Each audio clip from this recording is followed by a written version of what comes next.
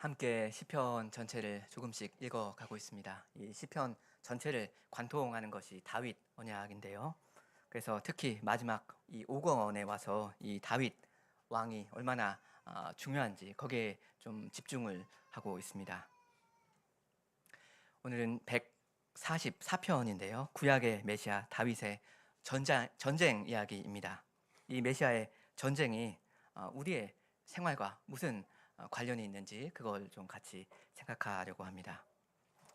일단 표제어를 보시면 이게 다윗의 시이고요. 먼저 우리 1절을 함께 읽으면 좋겠습니다. 1절. 나의 반석 여호와를 찬송하리로다. 저가 내 손을 가르쳐 싸우게 하시며 손가락을 가르쳐 치게 하시도다. 여기 끝에 치게 하시도다 했는데 이 말은 전쟁하게 하신다 그런 뜻입니다. 다윗이 여호와를 찬송하고 있죠. 찬송이 뭐죠? 찬송은 노래 아닙니까? 다윗은 지금 노래를 부르고 있습니다. 그래서 여기 1절부터는 기존의 노래가 하나 나오고요. 그 다음 나중에 이 9절부터에서는 새로운 노래가 나올 겁니다. 9절에 하나님이여 내가 주께 새 노래로 노래한다 하지 않습니까? 사실 오늘 시편의 그 포인트는 이 후반부에 나오는 이 새 노래에 있다고 할 수 있는데 그 새 곡은 좀 이따 보기로 하고 일단은 이 1절부터 이 원곡을 보겠습니다. 이 원곡을 잘 알아야지 그 뒤에 나오는 이 신곡의 특징이 더 눈에 잘 띌 거 아닙니까?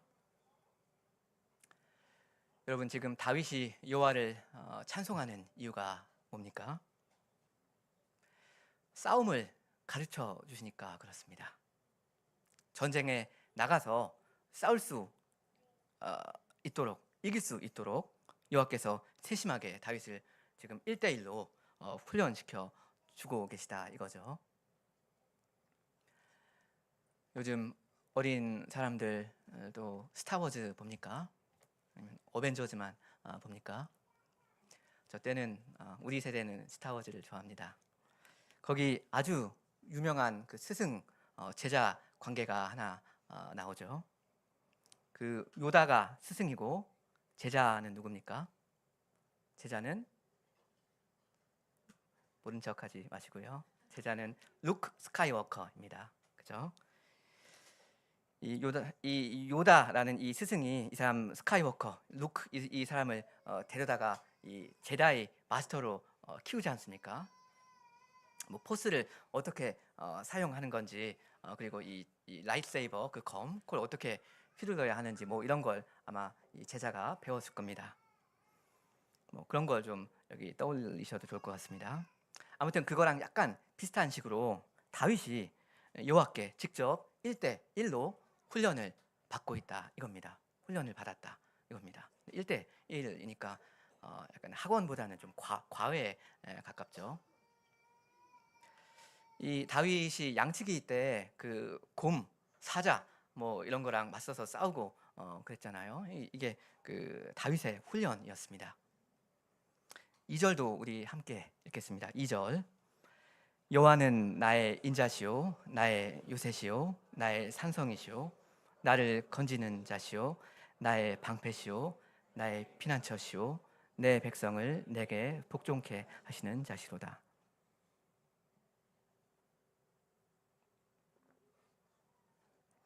여기 맨 앞에 여호와는 나의 인자이시다 하는데 이 인자라는 건 헤세드입니다. 언약을 지키시는 여호와의 그 신실한 사랑입니다. 그럼 여호와 그분이 나 다윗의 헤세드이시다 하는 이 말 결국 무슨 뜻입니까? 뭘 지금 이야기하는 거죠? 당연히 이건 다윗 언약입니다. 나 여호와가 너 다윗을 통해서 그리고 네 후손들을 통해서 온 세상을 영원히 다스리겠다 그렇게 하겠다 하는 약속 있지 않습니까? 너 다윗의 왕국이 메시아의 왕국이 이 땅 끝까지 넓어질 거고 영원히 견고히 서 있을 거다 하셨습니다. 이 약속을 여호와 그분이 틀림없이 지키실 거다. 이렇게 지금 다윗이 고백하는 거죠. 2절 보면 다윗은 자신 있게 말합니다. 나의 헷세드이신 여호와가 나의 요새이시고 산성, 방패, 피난처이시라고 합니다. 물론 이건 다 비유적인 표현입니다. 여호와가 실제로 금속으로 만들어진 뭐 그런 방패이시고 뭐 그런 건 아니잖아요. 그럼 어떻게 여호와께서 이 다윗을 보호해 주십니까? 현실적으로는 좀 전에 그 1절에서 나왔죠. 다윗한테 싸움을 가르쳐 주시지 않습니까? 그러니까 이 제자 다윗은 자기가 자기 스승 여호와께로부터 배운 그대로 싸우기만 하면 됩니다. 그럼 아무도 이 다윗을 전쟁터에서 못 건드리는 겁니다. 왜냐하면 최고 교관이신 여호와께 직접 배웠으니까요. 이런 방식으로 그러니까 다윗이 자기 손으로 실제로 싸워서 이기게 하시는 이러한 방식으로 여호와께서 이 다윗 왕, 이 메시아를 지켜주십니다. 3절입니다. 3절 여호와여 사람이 무엇이간데 주께서 저를 알아주시며 인생이 무엇이간데 저를 생각하시나이까. 사람이 참 하찮은 존재입니다 하는 이 사실을 아주 겸손하게 고백을 하고 있죠. 근데 정확히 어떤 점에서 사람이 그렇게 하찮은 존재인가, 보잘것없는가, 이건 4절에서 나옵니다. 4절 사람은 헛것 같고 그의 날은 지나가는 그림자 같으니이다. 여기 헛것이라는 말은 기식 혹은 숨결입니다. 우리가 내쉬는 그 숨이요. 그러니까 사람의 생애가 참 짧다 이거죠. 한순간이다.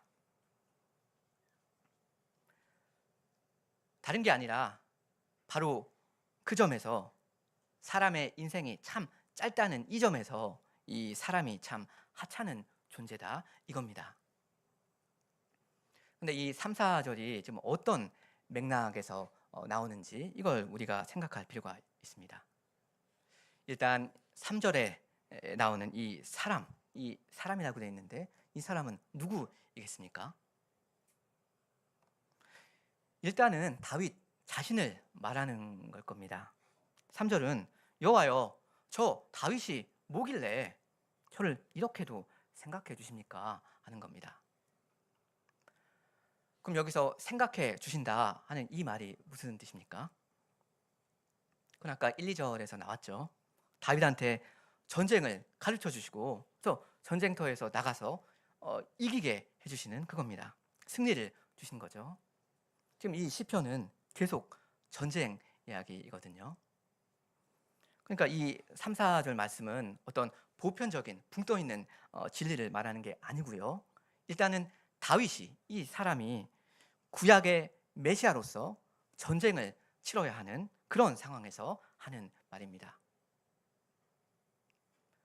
그러니까 이 3, 4절에서 다윗이 하는 말은 이런 뜻입니다. 여호와 주님, 저 같은 사람, 다윗 저 같은 사람이 뭐길래 굳이 저한테 이렇게까지 1대1로 이렇게 훈련까지 시켜주시고 그러십니까? 어차피 우리 사람이라는 존재는 그렇게 오래 살지는 못하는 그런 존재 아닙니까? 저한테 이렇게 기껏 전쟁을 가르쳐 주셔서 제 시대에 우리 이스라엘이 전쟁에서 좀 이긴다 한들 결국은 그게 다 무슨 의미가 있겠습니까? 제가 죽고 나서 제 후대 왕들 때에는 그때는 이 나라가 어떻게 될지 이건 제가 모르는 일 아닙니까? 약간 이런 식으로 이야기를 하는 겁니다. 다시 말하면 이 영원한 다윗 언약, 영원해야 하는 이 다윗 언약, 이 다윗 언약에 이 한 인간의 수명이라는 이 문제를 제기하는 겁니다. 영원한 언약, 한 사람의 수명. 아무리 다윗 본인이 충실하게 메시아로서 할 일을 다 한다고 해도, 그래서 전쟁에서 승승장구한다고 해도 다윗 이 사람은 한 70년 살다가 죽을 인생 아닙니까?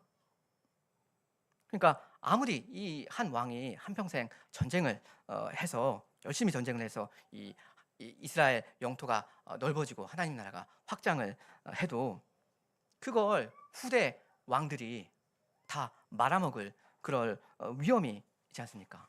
여러분 아시다시피 실제로 이스라엘 역사를 보면 실제로 그렇게 되었잖아요. 다윗 때 이 다윗이 읽어놓은 거, 그 후대 왕들이 다 말아먹었지 않습니까? 그러니까 다윗이 보기에 이게 진짜 문제인 겁니다. 자기만 어떻게 잘하면 뭐가 된다, 이게 아닙니다. 영원한 언약이 어떻게 내 후대에 있을 사람들 통해서도 이 영원한 언약이 어떻게 이어질 건지 그걸 다윗이 알기가 어려운 겁니다. 이어서 5절 봅니다. 여호와여 주의 하늘을 들이우고 강림하시며 산들에 접촉하사 연기가 바라게 하소서.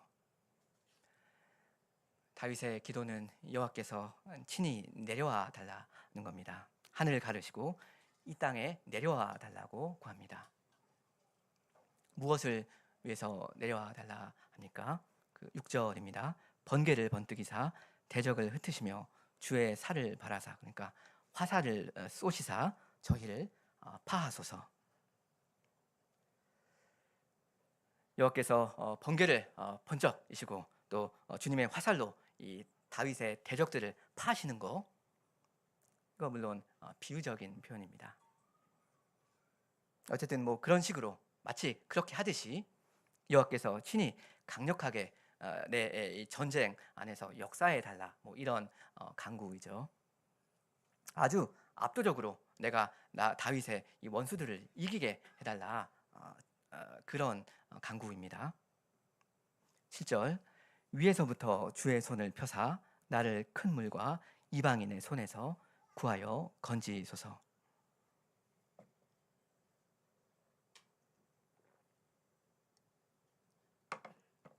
높은 곳에 하늘에 계신 여호와께서 말하자면 이 손을 직접 뻗어서 이 땅에 있는 이 다윗을 이방인들의 손에서 건져달라고 구하고 있습니다. 이건 뭐 당연히 전쟁 상황을 이야기하는 거죠. 다윗은 전쟁터에 직접 나가서 하나님 나라 이스라엘 위해서 싸우고 있고요. 그러니까 당연히 하늘의 하나님의 도움을 필요로 합니다. 근데 이거 보면 지금 누구를 구원해 달라고 합니까? 다윗이죠. 다윗 한 사람입니다. 메시아 이 한 사람을 구원해 달라고 하죠. 그리고 8절을 보면 이 다윗의 적들이 괴사 거짓으로 가득하다 합니다.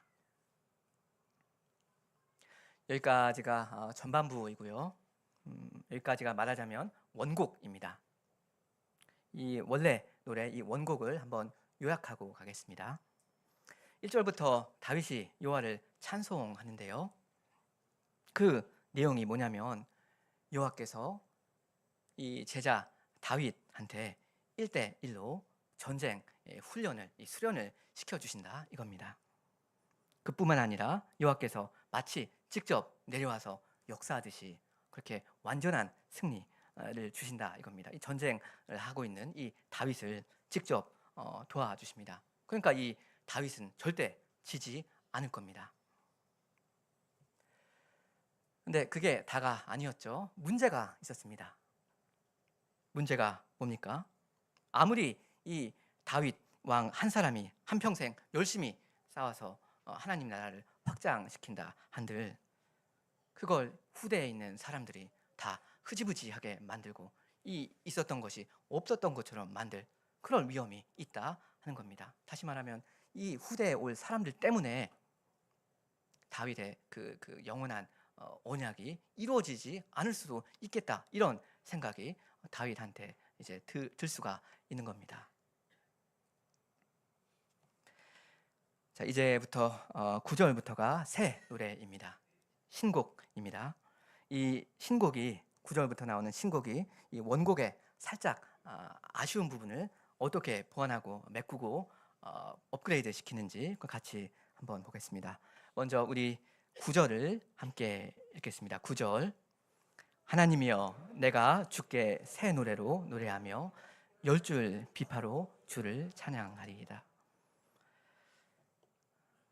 다윗 왕이 아까 1절부터서 나의 반석 여호와를 찬송하겠다 하면서 기존의 노래를 불렀었죠. 근데 이제 9절부터 끝까지 이 15절까지는 새 노래로 노래할 겁니다. 몇 달 전에 우리가 어떤 시편을 함께 배울 때 새 노래로 여호와께 노래한다라는 거 이런 게 있었는데 혹시 기억나시는지 모르겠습니다. 기억 안 나셔도 큰 상관은 없는데 어떤 기존의 노래가 있었고요. 이 노래의 어떤 부분은 살짝 수정하고 어떤 부분 살짝 빼고 어떤 부분은 좀 살을 갖다 붙이기도 해가지고 그랬지 않습니까? 그래서 새로운 노래가 나왔잖아요. 그게 새 노래입니다. 버전 2. 오늘 시편에서도 그렇게 할 겁니다. 여기서 우리 초, 중, 고등학교 우리 귀한 성도들한테 어렵지 않은 질문, 퀴즈 하나 드립니다. 이 신곡, 이 두 번째 나오는 이 신곡의 11절 부분을 제가 읽을 테니까 이게 이 11절이 먼저 나온 원곡의 몇 절이랑 똑같은지 그거 한번 찾아보시기 바랍니다. 11절 이방인의 손에서 나를 구하여 건지소서. 저희 입은 괴사를 말하며 그 오른손은 거짓의 오른손이니이다. 우리 학생들 정답이 뭡니까? 크게 자신 있게 이야기해 보세요. 이 11절이랑 똑같은 절이 몇 절입니까?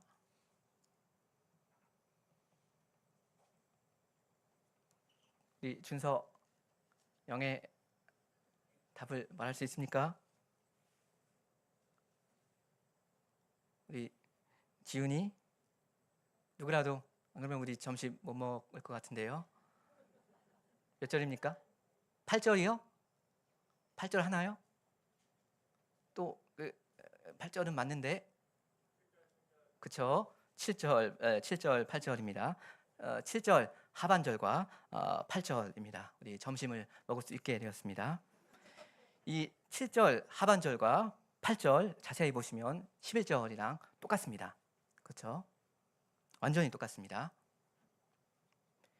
이 원곡이랑 신곡을 이렇게 비교해 보자 이건데 여기 11절이 여기 7, 8절이랑 똑같다 이겁니다. 그렇다면 이 신곡의 이 11절 직전에 나오는 10절, 이 10절 내용은 이 원곡의 어떤 부분이랑 비슷해야 합니까? 이 6절까지의 거기까지의 내용과 얼추 비슷해야 하겠죠. 실제로 그렇습니다. 우리 10절을 우리 같이 읽겠습니다. 10절 주는 왕들에게 구원을 베푸시는 자시오 종 다윗을 그 해하는 칼에서 구하시는 자신이다. 그러니까 여러분 이해가 되십니까? 원곡이 있고 신곡이 있는데 이 신곡의 11절이 이 원곡의 7절, 8절이랑 비슷했고요. 그러니까 당연히 이 11절 앞에 부분은 이 7, 8절 앞에 부분이랑 뭐 비슷한 내용이 될 겁니다. 그렇죠? 이 10절은 전쟁에서 왕을 구원해 주시는 그 주님을 노래하고 있습니다. 이게 보면 1절부터 6절까지 내용이랑 대강 얼추 비슷합니다. 그 기억나시죠? 거기서도 그 다윗을 왕을 지켜주시는 여호와를 찬송했잖아요.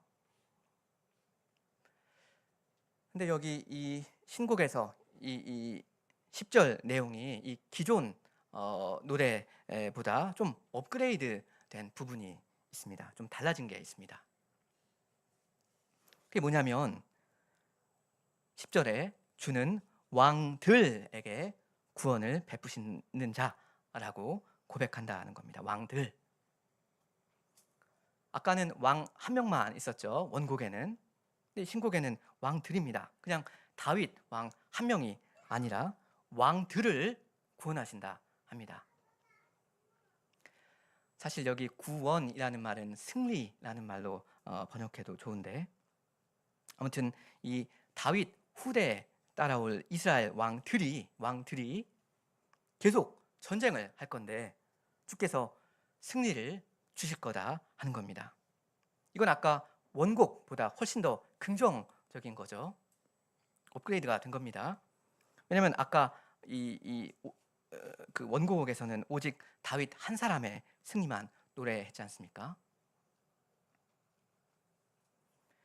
게다가 여기 사실 10절을 잘 보시면 왕들에게 구원 혹은 승리를 주신다는 게 강조되어 있습니다. 원래 상식적으로 생각하면 이 10절에 종 다윗을 먼저 말하고 그 다음에 그 후대 왕들을 말해야 하는데, 보면 지금 다윗의 후대 왕들을 먼저 말하거든요. 먼저 뭔가를 말하는 거, 이건 강조법입니다. 신곡의 이 포인트는 다윗의 후손들입니다. 물론 이 다윗도 중요하지만 이 다윗의 후손들이 지금 전면에 등장한 겁니다. 그러니까 이게 이 신곡의 결정적인 특징입니다. 단지 다윗 왕 한 사람의 승리를 말하는 게 아니라 다윗의 그 후대 왕들의 승리를 노래한다 이거죠. 여기 그 비파 10줄 달린 비파가 나오는데, 이건 10줄이나 달려있는 비파로 연주하는 왕들의 승전가입니다. 그 다음 11절은 아까 미리 읽었죠. 이 11절은 원곡 7, 8절의 내용에 해당된다고 했습니다. 근데 원곡은 이 7, 8절로 끝났었죠. 8절이 원곡의 끝이고 9절부터 신곡이 시작됐으니까요. 근데 여러분 보시다시피 신곡은 11절로 끝나지 않습니다. 12절부터 끝까지 계속 쭉 이어집니다. 그리고 사실 이 12절 이하의 내용이 이 새 노래의 포인트인데, 구약의 메시아 다윗 왕이 뭘 보고서 이렇게 기쁘게 여호와를 찬송하는지 같이 한번 보겠습니다. 참고로 사실 12절은 우리 번역에는 이렇게 동그라미가 여러분 혹시 있습니까? 그 새로운 문단을 시작하는 것처럼 되어 있는데 새로운 문단을 시작하는 게 전혀 아니고요. 새로운 문장을 시작하는 것도 아닙니다. 원래 이어지는 거거든요. 11절에서 12절로 그냥 쭉 이어지는 내용입니다. 그러니까 12절 이하는 계속 이어지는 기도입니다. 여기 11절에서 이방인들의 손에서 나 메시아를 구하여 건지소서 이렇게 간구한 다음에 그럼으로써 이렇게 해주십시오 라고 지금 구하는 겁니다. 그래서 12절 앞에 그럼으로써 라는 말을 넣으면 좋은데요, 그걸 넣어서 제가 12절을 읽겠습니다. 12절, 그럼으로써 우리 아들들은 오리다가 장성한 나무 같으며 우리 딸들은 궁전의 시강대로 아름답게 다듬은 모퉁이 돌과 같으며, 이렇게 되어 있죠. 여기 끝에 모퉁이 돌이란 말은 모퉁이 기둥이라는 뜻입니다.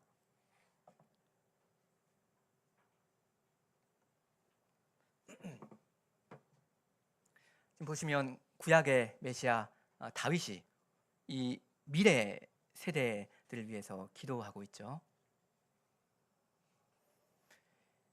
물론 자기의 기도가 뭐 상관없는 것은 아니지만 지금 자기 후대에 올 사람들을 위해서 특히 기도하고 있습니다. 그렇죠? 후대 사람들에 대한 다윗의 염려가 사실 기존의 그 원곡에 있었잖아요. 이제 신곡에서 바로 그 문제를 본격적으로 다루는 겁니다. 일단 보시면 우리 아들들은 듬직한 나무처럼 장성해서 딱 서 있기를 구하고 있고요. 그 다음에 우리 딸들은 집을 떠받치는 기둥 같은 그런 존재로 서 있기를 그걸 구하고 있습니다. 이건 11절의 결과로서 그렇게 해달라는 겁니다.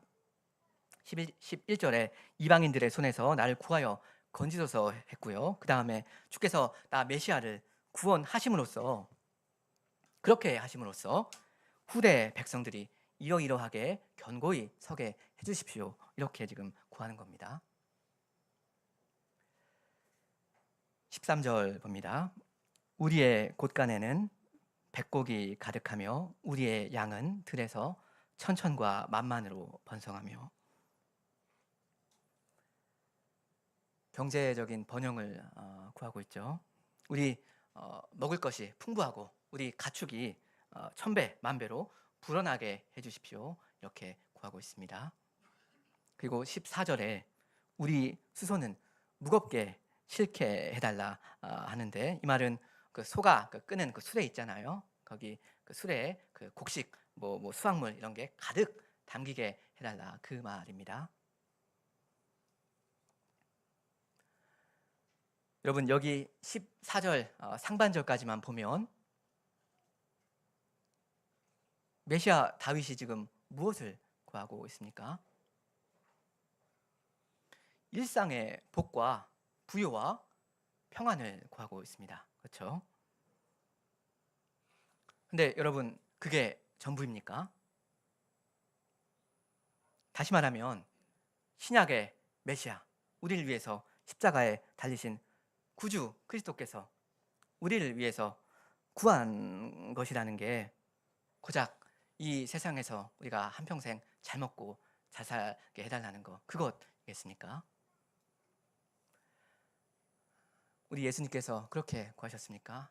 하나님, 이 이방인들의 손에서 나를 건져 주십시오. 그럼으로써 내 후대 백성들만큼은, 이 사람들만큼은 무사 태평하고 돈 잘 벌고 잘 먹고 잘 살게만, 그렇게만 해주시옵소서. 이렇게 신약의 메시아가 하나님께 구하셨습니까? 그렇지 않죠. 자녀들과 농업에 복을 주신다는 거, 이게 뭘 위한 건지 그걸 이제 14절에서 계속 봐야 하는데, 우리 성경의 14절 번역, 하반절 번역을 살짝 보완해야 하겠습니다. 여러분, 14절 이제 중간에 보시면 또 우리를 침노하는 일이 없게 해달라, 이렇게 되었는데, 이것보다는 다른 번역본에서 잘 옮긴 것처럼 우리 성벽이, 이스라엘의 성벽이 뚫리는 일이 없도록 해달라 하는 겁니다. 그렇게 이해하셔야 됩니다. 그러니까 우리 이스라엘을 적들이 침략하고 그런 일이 전혀 없게 해달라, 이런 말이 아니고요. 우리가 전쟁에서 패배하는 일이 없도록 해달라, 이겁니다. 우리 성벽이 뚫리지 않게 해주십시오, 이겁니다. 전쟁은 얼마든지 하겠다, 이거예요. 그 다음 14절 중간에 우리가 나아가 막는 일이 없게 해달라, 이렇게 번역을 해 놓았는데, 그것보다는 우리 사람들이 끌려가는 일이 없게 해달라라는 뜻입니다. 우리 이스라엘 사람들이 끌려가는 일이 없도록 해주십시오. 전쟁이 아예 없게 해주십시오. 이걸 메시아가 지금 구하는 게 전혀 아니고요. 우리가 전쟁에서 져서 포로로 끌려가는 일, 그런 수치스러운 일이 일어나지 않게 해주십시오 하는 겁니다. 우리가 이기게 해주십시오, 이걸 지금 구하는 겁니다. 14절 제일 끝에 우리 거리에는 슬피 부르짖음이 없게 해달라는 거, 이게 바로 그 이야기거든요. 절대 우리 하나님 나라가 패전하는 일이 없게 해달라, 이걸 지금 하나님께 구하고 있습니다. 우리 하나님 나라는 항상 대대로 영원히 승리만 하게 해달라, 이걸 지금 메시아가 여호와께 기도하는 겁니다. 그러니까 이 12절 이하에 나오는 이 기도를 갖다가 서울 우유의 그 CF, 서울 우유 CF의 한 장면처럼 그런 것처럼 여러분 오해하시면 안 되겠습니다. 일단 푸른 초원에 젖소들이 많이 있고, 뭐 하고 있고, 이 전쟁 없는 평화, 그래서 온 백성이 태평하게 평안하게 잘 먹고 잘 사는 그런 모습을 지금 이 메시아가 구하는 것이 아닙니다. 후대 자녀들이 다 건실하게 잘 장성해주고 물질적인 풍요가 또 주어지는 거, 이게 결정적인 것이 아니고, 이게 본질적인 것이 아니고, 이건 다 어떤 목적을 위한 겁니다. 그게 뭡니까? 평안이라는 거, 이거의 목적이 뭡니까? 전쟁입니다. 여기 12절에 나오는 우리 아들들, 이 사람들은 군사들입니다.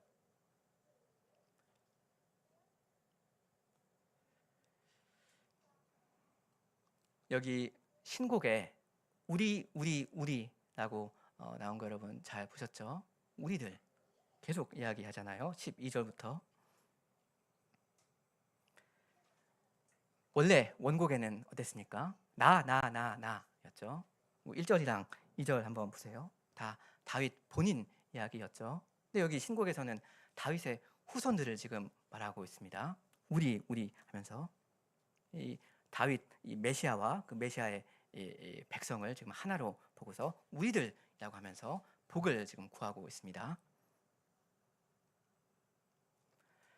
어떠한 복을 구하고 있는가 하면 전쟁에서 승리하게 해달라 이겁니다.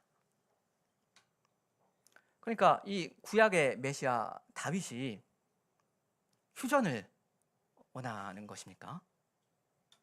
아닙니다.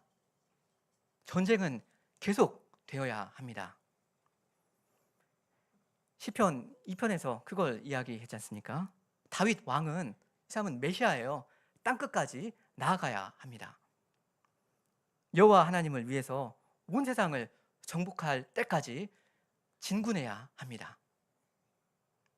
이 구약의 메시아 다윗의 사전에 후퇴란 없습니다. 다윗의 소원은 휴전이 아니라 승리입니다. 전쟁이라는 것, 이건 마지막 날까지 계속 이어져야 하는 겁니다. 이게 하나님의 뜻입니다. 그렇다면 신약의 메시아는 어떻습니까? 우리 예수님께서는 휴전을 원하시는 것이겠습니까? 그런 평안, 그런 샬롬을 우리 주님이 구하셨습니까? 그럴 리가 없습니다. 하늘과 땅의 모든 권세를 받으신 우리 주 예수 그리스도께서는 이미 진군을 명하셨습니다. 너희는 가라. 땅끝까지 가서 모든 족속을 제자 삼아라. 복음으로 온 세상을 정복하거라 하셨습니다. 이게 그리스도께서 우리에게 주신 명령입니다. 제자들이죠. 모든 족속을 제자들 만들어라. 내 제자들 만들어라. 1대1 그런 거 아니죠. 주님의 명령은 싸우라 하는 겁니다. 성도 여러분은 이 우리 장군의 이 명령에 순종하고 계십니까? 우리 사무엘상 17장을 좀 같이 보겠습니다. 사무엘상 17장 50절 이하를 보겠습니다.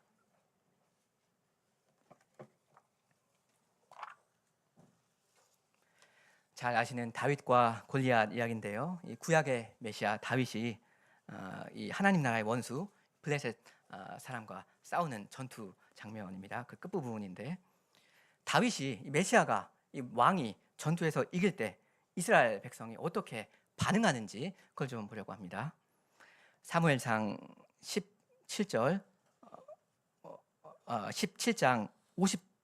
50절부터 읽습니다. 다윗이 이같이 물매와 돌로 블레셋 사람을 이기고 그를 쳐 죽였으나 자기 손에는 칼이 없었더라. 다윗이 달려가서 블레셋 사람을 밟고 그의 칼을 그 집에서 빼어내어 그 칼로 그를 죽이고 그 머리를 베니 블레셋 사람들이 자기 용사의 죽음을 보고 도망하는지라. 이렇게 다윗이 이겼죠.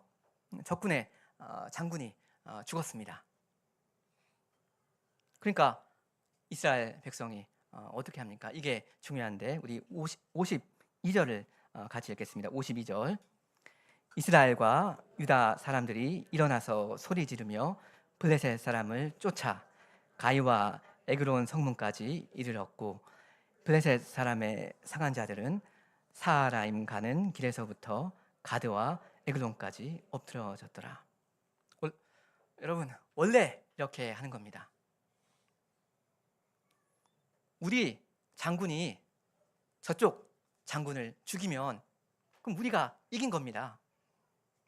그럼 게임 오버입니다.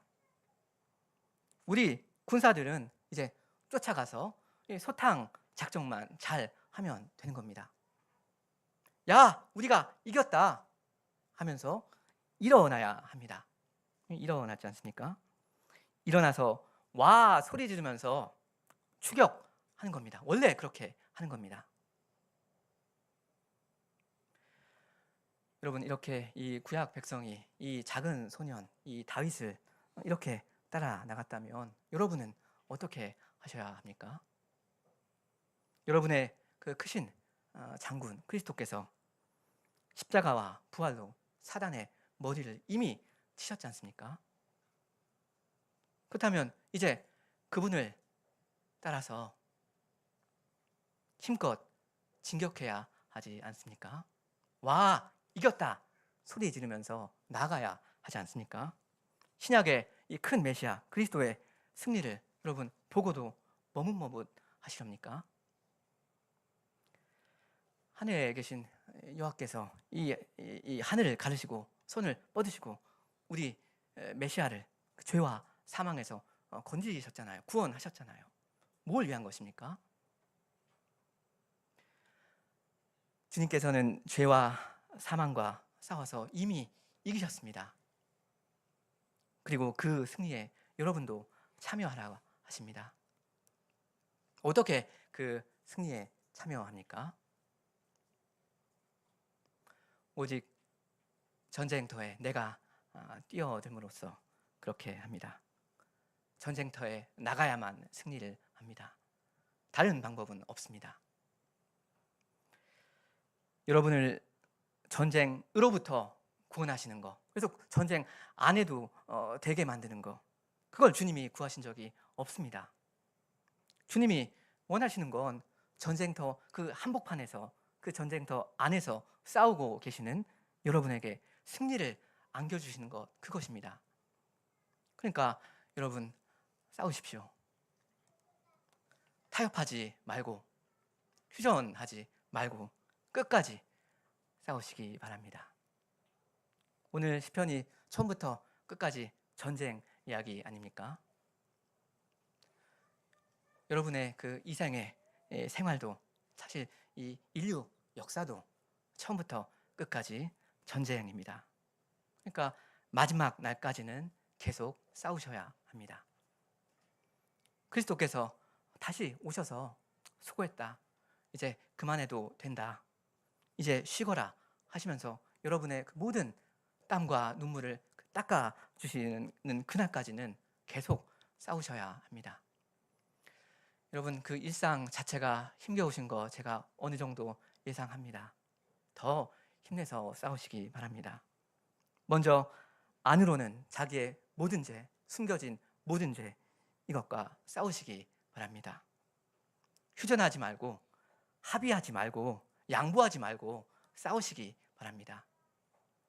이길 때까지, 이게 죽을 때까지 복음의 칼을 들고 여러분 성령을 의지해서 자기의 죄와 분투하시기 바랍니다.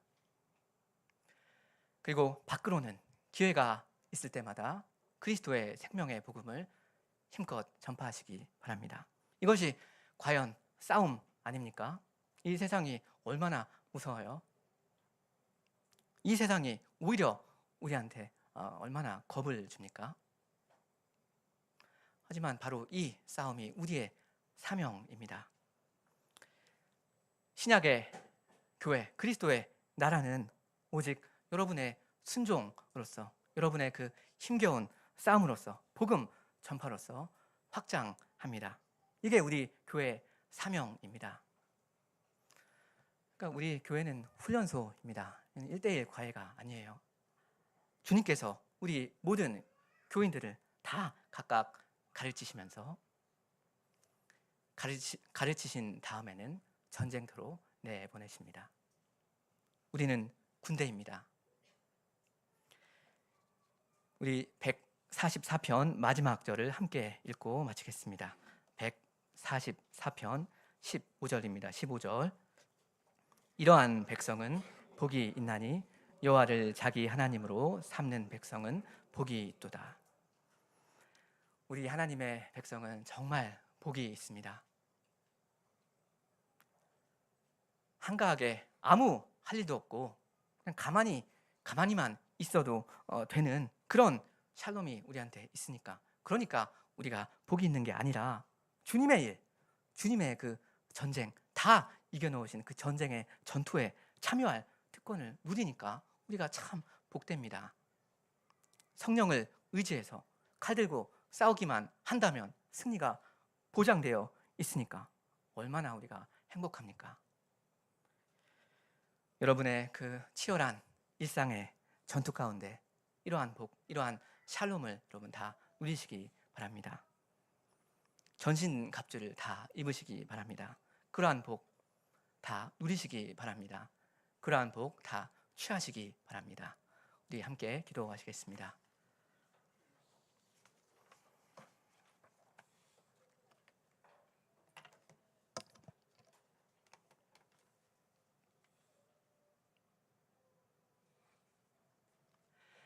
하늘에 계시는 주님, 죄와 사망 가운데 영원히 처했을 저희들을 위해서 우리 구주, 우리의 장군 그리스도를 보내주시는 그 사랑에 감사를 드리옵니다. 그리스도께서 우리를 위한 십자가를 지시고 우리를 위해 부활하셨으니 주님, 저희가 그리스도와 함께 살며 그리스도를 위하여 사옵니다. 주님, 저희에게 복을 주시사 저희에게 주시는 이 영광스러운 사명의 어떠함을 저희 마음이 깨닫게 하여 주시고, 저희의 죄와 치열하게 싸우며 또한 우리의 그리스도의 우리 메시아의 그 영광스러운 복음을 즐거이 전파할 수 있는 그러한 마음을 주시기를 원합니다. 저희로서는 아무것도 할 수 없사오나 주 그리스도께서 이기신 그 승리에 저희가 얼마든지 성신으로 참여할 수 있겠사오니 그러한 복을 저희가 다 누릴 수 있도록 하여 주시옵소서. 저희의 교회로 말미암아 우리의 주 되신 그리스도의 이름이 높아지고 하나님 나라가 점점 더 확장할 수 있도록 하여 주시옵소서. 예수님의 이름으로 기도합니다. 아멘.